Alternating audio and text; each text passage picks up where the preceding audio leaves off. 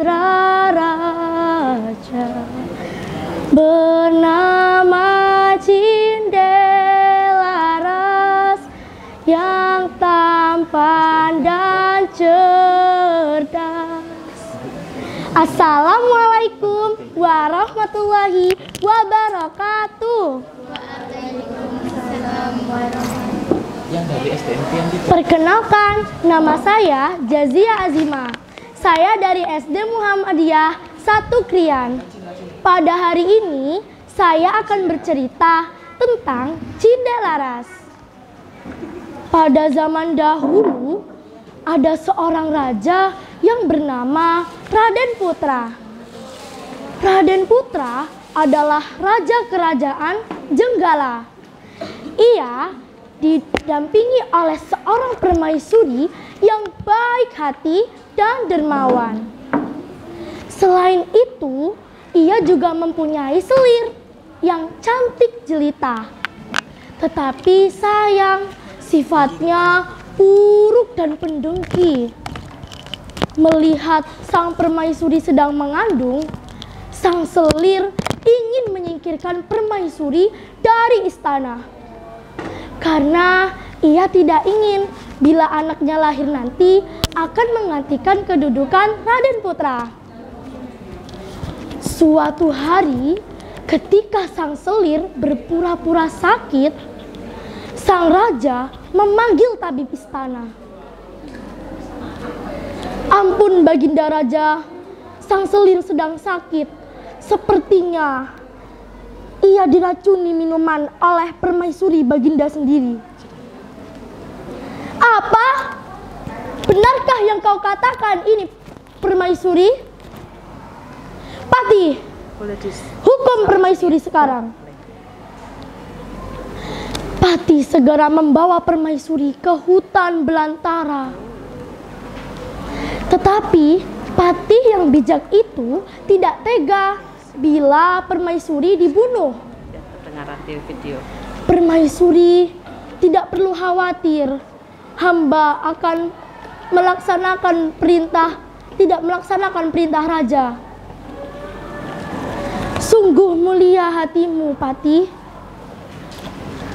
Kemudian sang Patih pergi meninggalkan permaisuri yang ada di hutan.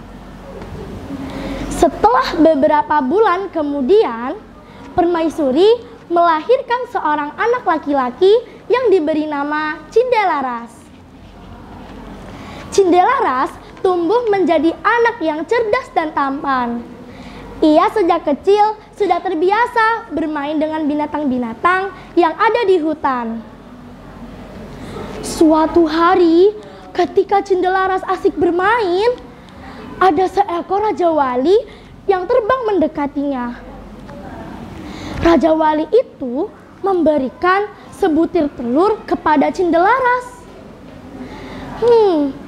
Raja Wali itu baik sekali. Ia sengaja memberikanku sebutir telur. Setelah 3 minggu berlalu, telur itu kemudian menetas. Namun bukan anak Raja Wali, melainkan anak ayam. Cindelaras merawat anak ayam itu dengan rajin. Anak ayam itu tumbuh menjadi seekor ayam jago yang kuat. Tetapi ada satu keanehan yang ada di ayam jago. Bunyi kokoknya sangat menakjubkan. Kukuruyuk, tuanku Cindelaras, rumahnya di tengah hutan, atapnya daun kelapa, ayahnya Raden Putra. Cindelaras pun berkata, "Hahaha, apa maksudmu itu ayam jago?" Waktu terus berjalan. Cindelaras ingin sekali mengembara ke kota kerajaan. Setelah diizinkan oleh ibunya, Cindelaras pergi bersama ayam kesayangannya. Di tengah perjalanan, Cindelaras dipanggil oleh orang-orang desa yang sedang menyabung ayam. Ternyata ayam Cindelaras bertarung dengan perkasa.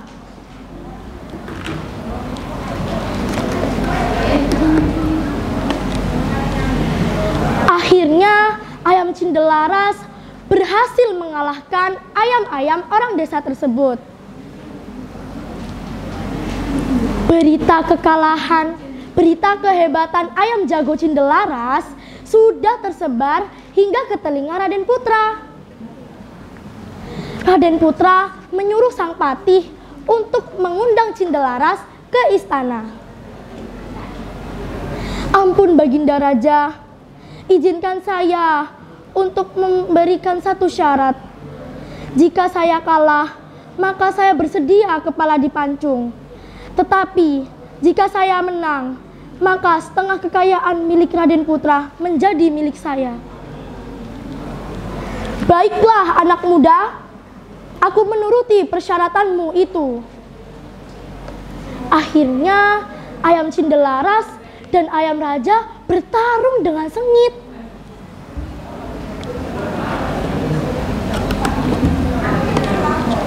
Dalam waktu singkat, ayam Cindelaras mampu mengalahkan ayam raja.